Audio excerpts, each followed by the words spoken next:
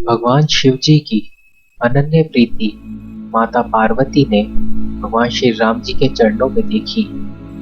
तब माता पार्वती भी श्री रामचंद्र जी के बारे में जानने के लिए उत्सुक हो गई। भगवान शिव जी ने श्री राम जी की व्याख्या कुछ इस प्रकार की।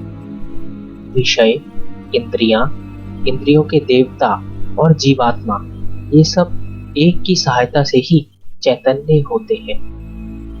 अर्थात विषयों का प्रकाश इंद्रियों से, इंद्रियों का इंद्रियों के देवताओं से और इंद्रिय के देवताओं का चेतन जीवात्मा से होता है। इन सब का जो परम प्रकाशक है, अर्थात जिससे इन सब का प्रकाश होता है, वही अनादि ब्रह्म अयोध्या नरेश श्री रामचंद्र जी है। यह जगत प्रकाश्य है और श्री रामचंद्र जी इसके प्रकाशक हैं।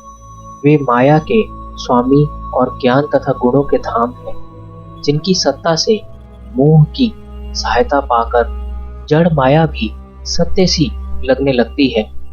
जैसे सीप में चांदी और सूर्य की किरणों में पानी की बिना हुए भी प्रतीति होती है, यद्यपि यह प्रतीति तीनों कालों में झूठ है, तथापि इस भ्रम को कोई हटा भी नहीं सकता।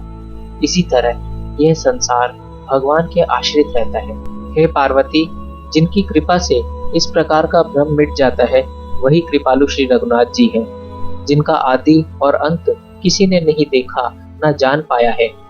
वेदों ने भी अपनी बुद्धि से अनुमान लगाकर उनके लिए कुछ इसी प्रकार कहा है।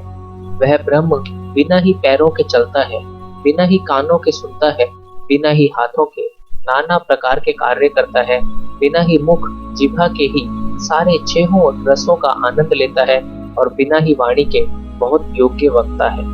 वह बिना ही शरीर त्वचा के स्पर्श करता है, बिना ही आंखों के देखता है और बिना ही नाक के सभी गंधों को ग्रहण कर लेता है। उस ब्रह्म की करनी सभी प्रकार से ऐसी अलौकिक है, जिसकी महिमा कही ही नहीं जा सकती, जिसका वेद और पंडित इस प्रकार वर्णन करते हैं और मुनि जिसका ध्यान धरते हैं, वही दशरथ नंदन भक्तों के हितकारी अयोध्या के स्वामी भगवान श्री रामचंद्र जी हैं। हे पार्वती, जिनके नाम के बल से काशी में मरते हुए प्राणी को भी देखकर मैं उसे शोक रहित मुक्त कर देता हूँ, वही मेरे प्रभु रघुनाथ जी हैं। जड़ चेतन के स्वामी और सबके हृदय के भीतर जानने वाले हैं। विवश होकर बिना इच्छा के भी जिनका नाम लेने से मनुष्य के अनेकों जन्मों के पाप जल जाते हैं, फिर जो मनुष्य आदर पूर्वक उनका स्मरण करते हैं, वे तो संसार रूपी समुद्र को बिना किसी परिश्रम के ही पार कर जाते हैं। हे पार्वती, वही परमात्मा श्री रामचंद्र जी हैं।